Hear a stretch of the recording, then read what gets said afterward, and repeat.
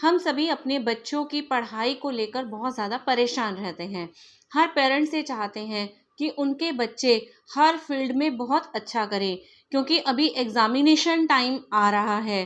तो ऐसे में सभी पेरेंट्स और सभी बच्चे बहुत ज़्यादा स्ट्रेस फील कर रहे हैं और हर पेरेंट्स को लगता है कि बच्चे अच्छे नंबर से पास हो जाए और उनके बच्चों का रिजल्ट बहुत ही बेटर रहे।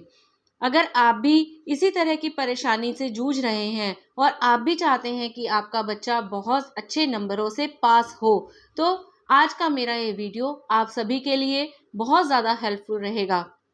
नमस्कार, मैं डॉक्टर सोनिका जैन, ज्योतिष आचार्य और वास्तु कंसल्टेंट। आप सभी का मेरे इस YouTube चैनल पर बहुत बहुत स्वागत है। आज अपने इस वीडियो में मैं आप सभी को बताने वाली हूँ कि आप किस प्रकार से अपना जो एग्जामिनेशन स्ट्रेस है, चाहे वो पेरेंट्स को है चाहे वो बच्चों को है, वो किस प्रकार उस स्ट्रेस को कम कर सकते हैं और किस प्रकार आप लोग बेटर रिजल्ट्स ले सकते हैं। ज्योतिष और वास्तु का हमारे जीवन पर बहुत ज़्यादा प्रभाव पड़ता है। अपने पिछले वीडियो में भी मैंने आपको किस प्रकार बच्चे किसी कंपटीशन टेस्ट में अच्छे रिजल्ट ले सकते हैं, ऐसा उस वीडियो में बताया था। आज मैं आपको बताने वाली हूँ बच्चे किस प्रकार से स्टडी करें कि उनका बहुत ज़्यादा ध्यान लगे और वो जिस भी चीज़ को याद करना चाहें वो उन्हें बहुत जल्दी याद हो जाए। तो सबसे पहले तो बच्चों की सिटिंग को आपने ध्यान रखना है। सभी पेरेंट्स इस बात को बहुत अच्छे से ध्यान दें कि बच्चे जब भी बैठकर पढ़ें तो उनका मुंह नॉर्थ साइड या ईस्ट साइड होना चाहिए, यानी उत्तर की तरफ या फिर पूर्व की तरफ होना चाहिए। कभी भी बच्चे दक्षिण की तरफ और पश्चिम की तरफ यानी साउथ डायरेक्शन में और वेस्ट डायरेक्शन की तरफ मुंह करके बिल्कुल भी पढ़ाई ना करें, क्योंकि अगर नॉर्थ की तरफ और ईस्ट की तरफ अगर उनका ध्यान रहेगा, उनका फेस रहेगा, तो उससे बहुत जल्दी वो चीज़ों को याद कर पाएंगे। सेकंड चीज़ जो पेरेंट्स को ध्यान रखनी है कि बच्चों का जो भी स्टडी रूम है वहां पर वो कभी भी कोई एक्स्ट्रा सामान ना रखें। उस रूम को बहुत ज़्यादा साफ सुथरा रखें, क्योंकि वहां पर पॉजिटिव एनर्जी का होना बहुत ज़्यादा ज़रूरी है। आप बच्चों के रूम में साफ सुथरा उसे बना के रखें, उसमें कोई भी एक्स्ट्रा सामान, कोई खेलने का सामान या फिर कोई भी बिस्तर वगैरह आपको उसमें बिल्कुल भी नहीं रखने चाहिए। आपको उस रूम में इस चीज़ का ध्यान रखना है कि जो भी बच्चों की स्टडी टेबल है वो बिल्कुल साफ होनी चाहिए। इसके साथ साथ बच्चों की जब भी आप सिटिंग बनाएं तो आप ध्यान रखें कि बच्चों के सिर के ऊपर कोई भी बिंब नहीं आना चाहिए। ये वास्तु दोष भी होता है और इससे कहीं ना कहीं साइकोलॉजिकल भी आपके ऊपर इसका इफेक्ट पड़ता है और वो आपके ध्यान को डिस्टर्ब ज़रूर करता है। तो आपने इस चीज़ का ध्यान रखना है। तीसरी चीज जो आपको ध्यान रखनी है कि बच्चे जहां भी बैठकर पढ़ते हैं उनके पीछे एक दीवार होनी चाहिए। उसके पीछे कोई दरवाजा या फिर कोई खिड़की बिल्कुल नहीं होनी चाहिए, क्योंकि ये वास्तु दोष में काउंट होता है कि अगर इस तरह जहां बच्चा बैठकर पढ़ रहा है अगर उसके पीछे कोई दरवाजा है या खिड़की है तो उसे हमेशा एक मन में डर बना रहेगा कि कोई पीछे से आ जाएगा या पीछे से कोई आ रहा है। तो जितना ध्यान से बच्चा पढ़ना चाहता है वो उतने ध्यान से नहीं पढ़ पाता। तो ये चीज़ें आपने बच्चे की सिटिंग के समय ध्यान में रखनी है।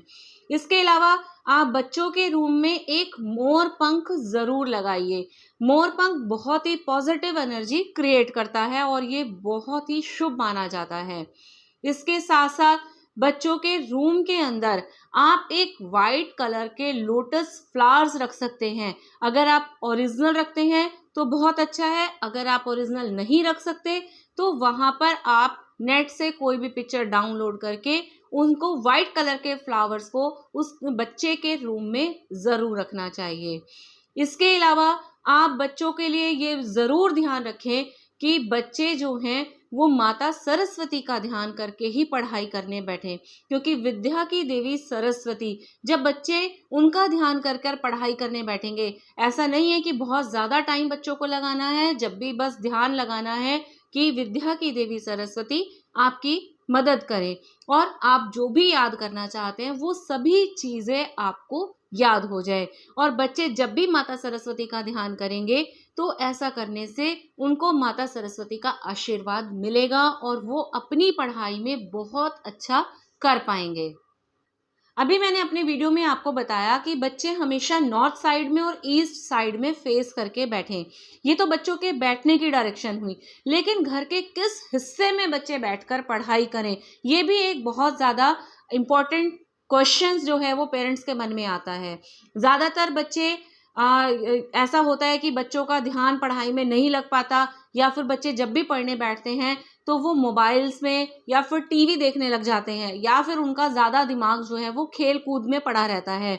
अगर आपके बच्चे भी ऐसा करते हैं तो आपको ध्यान रखना है कि बच्चों की जो सिटिंग है वो वेस्ट ऑफ साउथ वेस्ट, यानी जो भी आपके घर का पश्चिम दक्षिण पश्चिम दिशा है उस दिशा में बैठकर बच्चों को पढ़ाइए।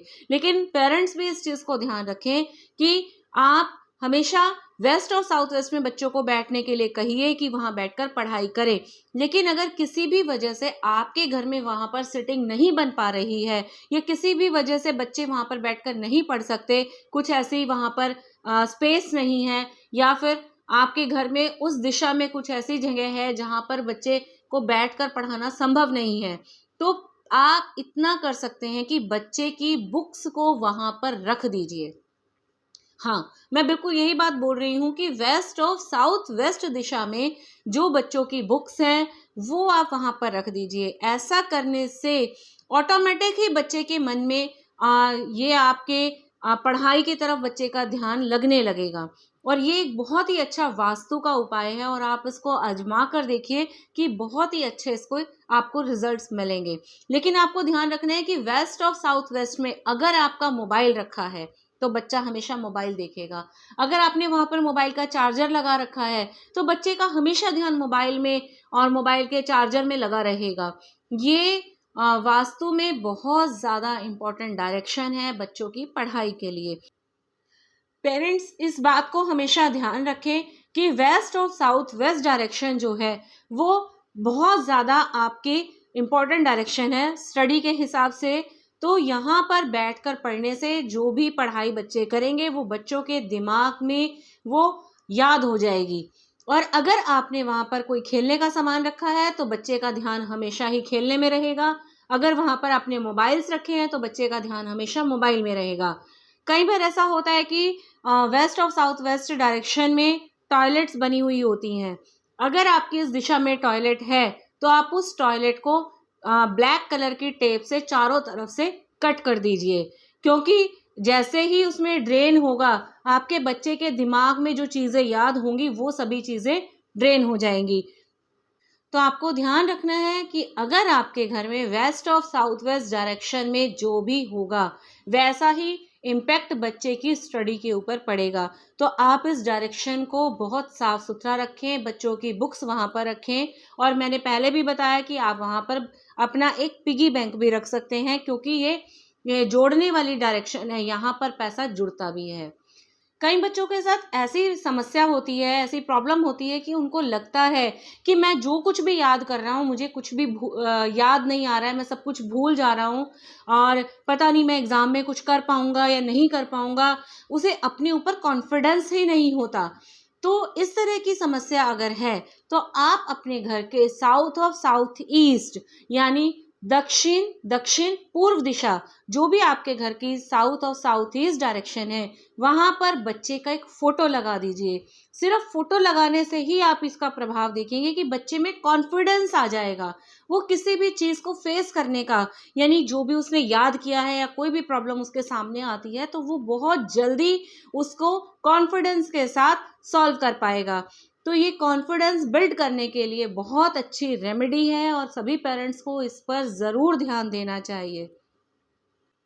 अब मैं आप लोगों के साथ एक बहुत ही अच्छा एक टिप शेयर करने वाली हूँ, और अगर आप इस पर विश्वास करते हैं तो आप इसको ज़रूर आजमा कर देखिएगा कि जब भी कभी आपको लगता है कि आप बहुत ज़्यादा स्ट्रेस फील कर रहे हैं, चाहे वो पेरेंट्स हैं चाहे वो स्टूडेंट्स हैं, अब ये क्योंकि टाइम ऐसा चल रहा है सभी को एग्ज़ाम की बहुत ज़्यादा टेंशन है माइंड में, तो आपको जब बहुत ज़्यादा स्ट्रेस फील हो तो आप अपने हाथ पर, अपने लेफ्ट हैंड पर ये वाला जो सिंबल है, इस सिंबल को आप अपने लेफ्ट हैंड पर बनाइए।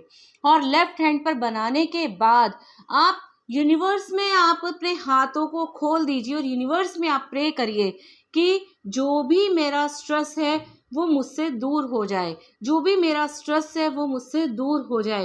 इस तरह की प्रेयर जब आप करेंगे, इस सिंबल को बनाने के बाद इसे आप अपने लेफ्ट हैंड पर ब्लू कलर के पेन से बना लीजिए और उसके बाद यूनिवर्स से प्रे करिए। आप देखेंगे कि आपका जो स्ट्रेस है वो बहुत जल्दी आपसे रिलीज हो रहा है और आपको बहुत अच्छा लग रहा है। और आप इस काम को करते रहिए जब भी आपको स्ट्रेस फील हो। आप इसको दिन में 4 बार भी कर सकते हैं, आप इसको दिन में कितनी भी बार कर सकते हैं। जब भी आपको लगे कि आपको स्ट्रेस फील हो रहा है तो आप इस सिंबल को अपने लेफ्ट हैंड पर बना लीजिए और यूनिवर्स से प्रेयर करिए। इसके अलावा हर बच्चा एक स्विच वर्ड की चैंटिंग कर सकता है, जो बहुत अच्छी रेमेडी के लिए मैं आपको बता रही हूँ। ये चैंटिंग है आई एम जीनियस। हर बच्चा, हर बच्चे को ये चीज बोलनी चाहिए और वो कम से कम 45 टाइम्स एक बार में I am genius, I am genius, I am genius, इस तरह से अगर वो चैंटिंग करता है, जब भी उसको टाइम मिले वो इस तरह की चैंटिंग करे, तो इस प्रकार का ये जो एक मैजिकल स्विच वर्ड मैं आपको बता रही हूँ, ये बहुत अच्छा वर्क करता है। आप में देखिएगा कि बहुत जल्दी आप में कॉन्फिडेंस आएगा, आपका मन पढ़ाई में लगेगा। आपके घर में जो भी आपको परेशानी लगती है, पढ़ाई से रिलेटेड आप कुछ भी आपको कोई प्रॉब्लम लगती है तो वो बहुत जल्दी सॉल्व हो जाएगी। मैं उम्मीद करती हूँ कि मेरा ये वीडियो आप सभी के बहुत काम आएगा। अगर आपको हमारा ये वीडियो पसंद आए तो आप हमारे इस वीडियो को लाइक और शेयर ज़रूर करें और हमारे इस चैनल को सब्सक्राइब ज़रूर करें। Thank you.